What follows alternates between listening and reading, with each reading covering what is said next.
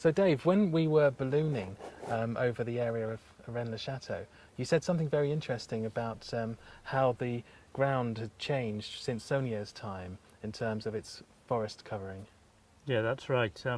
Population in the area was probably 10 times what it is then, what it is now, and the type of agriculture was very different. The main agricultural commodities were wool, chestnuts and pigs, and thereby the forest wasn't there. It was, where possible, it was all cleared, all terraced, all either grass for the sheep or chestnuts for the pigs, and very little vineyards. That's a fairly modern thing in this part of the ode. So a lot of the bare rock would have been visible. That's right. Which you can't see now. So Saunier would have had access to a lot more bare rock than we can have. Absolutely, he'd have had access to probably 10 times the area than we have. So it's making the job for the treasure hunters a lot harder these days. Yes, well, very difficult, especially as most treasure is turned up when fields are ploughed, things like this. Well, in the middle of forest, people aren't going to find it. No. No. And in your ballooning experience, I mean, you've been here, what, 10 years now? 10 years, yeah. Have you seen anything from the air or met anyone that gives you a new insight into the Saunier There are mystery? some very interesting features around here in natural rock and or traces of ruins. We've seen some quite interesting things on the edge of forest, in the forest, in inaccessible places. Yeah, that's right. Things that look possibly like a cave entrance, or what sort of things? Yeah, we see cave entrances, also traces of buildings and hamlets that are lost, or castles that are lost, or things like that. Yeah. And has anyone said anything to you that makes you sort of change your views? I mean, you came here because of the Rennes-le-Château mystery, didn't you? Yeah, I was interested in the mystery. My views have changed. I've read a lot of the books. I've talked to a lot of people. I'm interested now that a friend of mine's been doing research in books, and he's just found a new reference to a treasure from prior to Saunier's time, and this is the first reference I've heard of a treasure before Saunier's time. Right. There was always the suspicion that it was made up to cover his grave robbing or something along those lines. Yeah. But there is reference in a book from the 1850s to a treasure at Blanchefort guarded by a devil, which is interesting, with the devil at the entrance the devil's armchair. Well, there's the devil armchair, but more interesting also is the devil in the church at Rennes-le-Château. Yes, yes. As maybe another pointer to what Saunier found.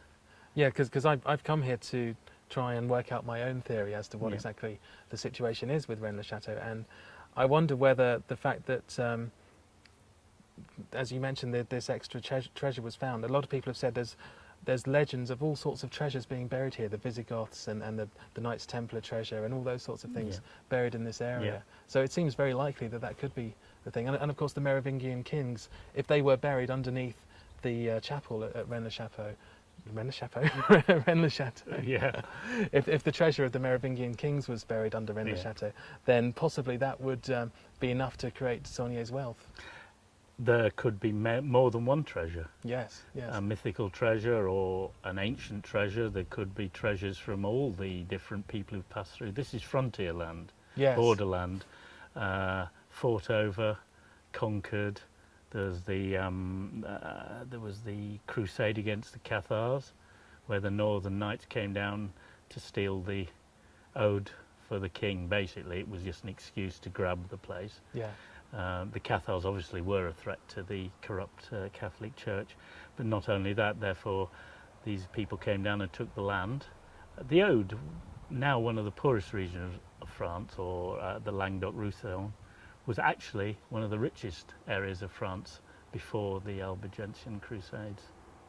They raped and pillaged it to a large extent, I think. After that, the Templars came in, kicked out of Jerusalem, kicked out of the Middle East. They came here to try and set up an independent country, which they didn't succeed in. but they did build a lot of commanderies and had a big influence on the area after the Crusade. Since then, obviously, there's been the wars between the Spanish and the French. The English were tramping through here, I expect, at some point in time. Prior to that, there was, as you said, the Visigoths, the Romans. Hannibal may have come this way. He came. The Greeks weren't far away.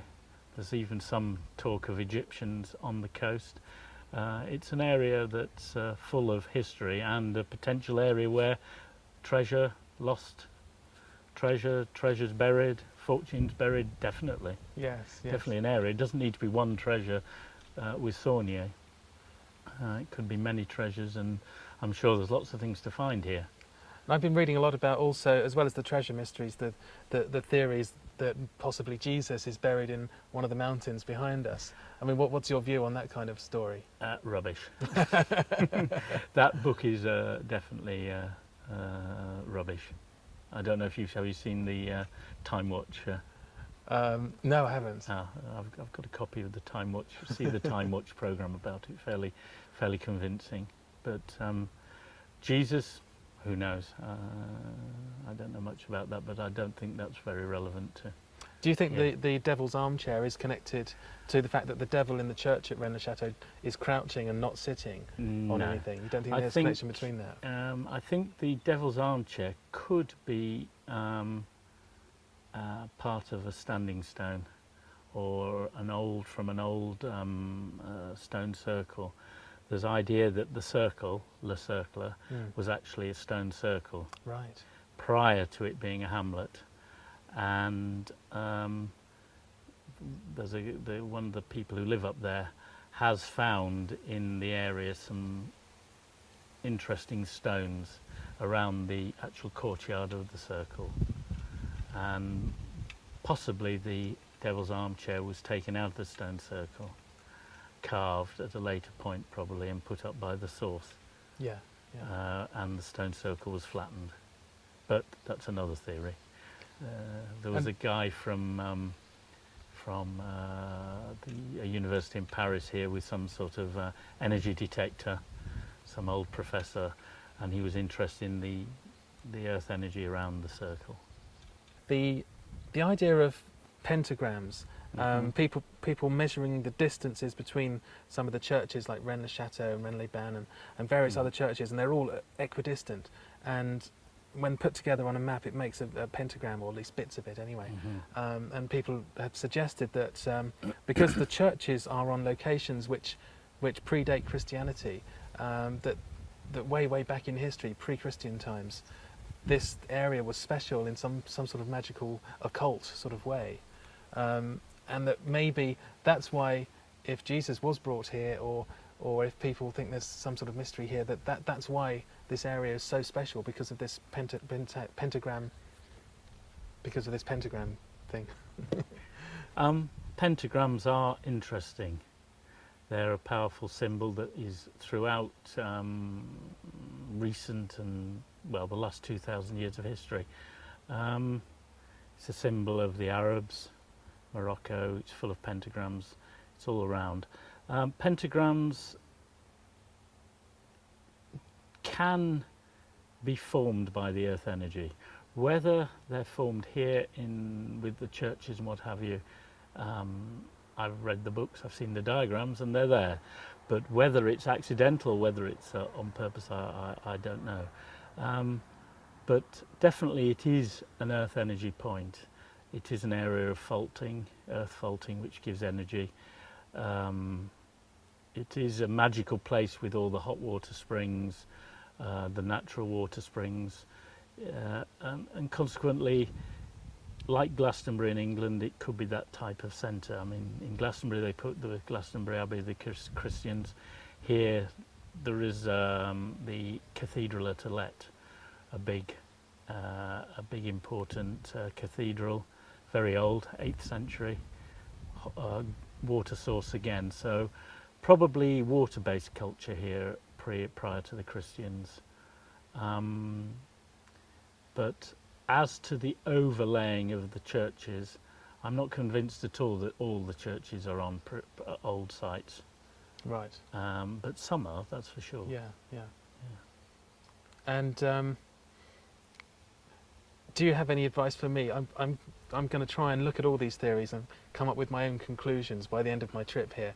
And what would you say is the most likely thing, in your opinion? What should I be looking for? Ooh. I think the most important thing is to look at all the books and with a sceptical point of view.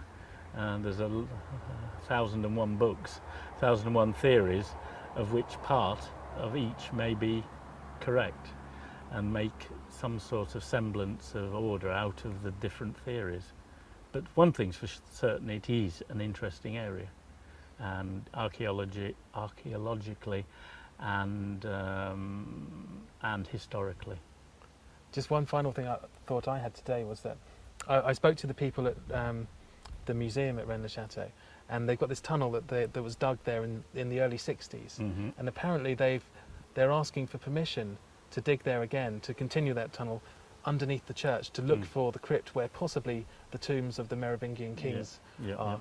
Now, if they finish that tunnel, if they get their permission, and they find a crypt and they find treasure down there, then that presumably is the end of the mystery, and that possibly will then be the end of Rennes-le-Château as a tourist attraction. And I wonder whether that would actually be a bad thing. It's like if someone found the Loch Ness Monster, there's no longer a mystery anymore. Or No, I don't think that would matter.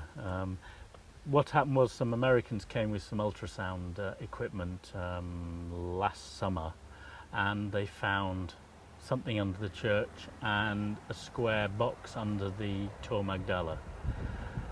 They've been trying to get permission. Obviously it's a site of archaeological heritage or what have you, and it's a question of whether the government will give permission for them to dig. I don't think it'll make any difference to the tourists. I think more tourists would come if they found something, actually, because the treasure hunting tourism is less than it was 10 years ago anyway. However, going back to tunnels, the whole place is a honeycomb of tunnels. People have dug, still digging probably, but what they'll find we'll see, whether they'll give permission, because I think there's quite a lot of pressure from the Catholic Church perhaps not to dig.